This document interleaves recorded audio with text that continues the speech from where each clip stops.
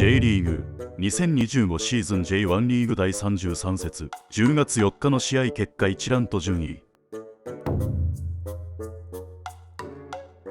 神戸が負けて京都が引き分けたし、鹿島が勝てば独走態勢に入りそうな展開だな。これは明日ガンバさんが勝たないとほぼ鹿島の優勝が決まったようなものじゃん。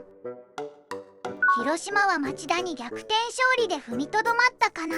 町田以下はほぼ優勝は厳しいかな。横浜の上のチームが全部勝利するという展開。これで事実上横浜の残留争いになりそうだな。